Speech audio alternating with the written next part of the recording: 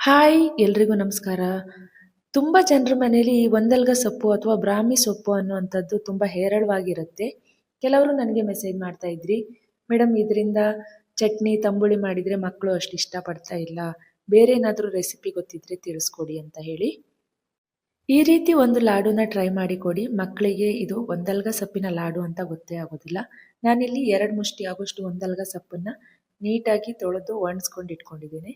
ಮೊದಲಿಗೆ 1 ಕಪ್ ಆಗುವಷ್ಟು ಬಾದಾಮು, ಸೂರ್ಯಕಾಂತಿ ಬೀಜ, ಕಲ್ಲಂಗಡಿ ಹಣ್ಣಿನ ಬೀಜ, ಹಾಗೆಯೇ ಸಿಹಿ ಕುಂಬಳಕಾಯಿ ಬೀಜನ ನೀಟಾಗಿ ರೋಸ್ಟ್ ಮಾಡ್ಕೊಳ್ತಾ ಇದ್ದೀನಿ. ಡ್ರೈ ಫ್ರೂಟ್ಸ್ ನೀವೆಲ್ಲ ಏನು ಯೂಸ್ ಮಾಡ್ತೀರಾ ಮನೇಲಿ ಅದೆಲ್ಲದನ್ನು ಕೂಡ ಇದಕ್ಕೆ ಬಳಸಬಹುದು, ಏನು ತೊಂದರೆ ಇಲ್ಲ. ನಂತರ ನಾನು ಇಲ್ಲಿ ರೋಸ್ಟ್ ಮಾಡಿರುವಂತಹ ಪಿಸ್ತಾನೆ ಇದೆ, ಅದನ್ನು ಲೈಟಾಗಿ ಬಿಸಿ ಮಾಡ್ಕೊಳ್ತಾ ಇದ್ದೇನೆ. ಹಾಗೆ ವಾಲ್ನಟ್ ಗೇರು ಬೀಜ ಮತ್ತು ನಾನು ರೆಡಿ ಮಾಡಿ ಇಟ್ಕೊಂಡಿರುವಂತಹ ಒಂದಲ್ಗ ಸೊಪ್ಪು, ಹಾಗೆಯೇ ಕೊನೆಯಲ್ಲಿ ಗಸಗಸೆಯನ್ನು ಹಾಕಿ ನೀಟಾಗಿ ಡ್ರೈ ರೋಸ್ಟ್ ಮಾಡ್ಕೊಂಡಿದ್ದೇನೆ. ತುಂಬ ಚಿಕ್ಕ ಮಕ್ಕಳಾದರೆ ನೀಟಾಗಿ ಪೌಡ್ರ್ ಮಾಡ್ಕೊಳ್ಳಿ, ಸ್ವಲ್ಪ ದೊಡ್ಡ ಮಕ್ಕಳಾದರೆ ಸ್ವಲ್ಪ ತರಿ ತರಿ ಆಗಿದ್ದರೆ ತೊಂದರೆ ಇಲ್ಲ. ಲೈಟಾಗಿ ಬೆಲ್ಲದ ಪಾಕವನ್ನು ಮಾಡಿಕೊಂಡು ಅದಕ್ಕೆ ಆ ಪೌಡ್ರನ್ನ ಹಾಕಿ ಮಿಕ್ಸ್ ಮಾಡ್ತಾ ಇದ್ದೇನೆ.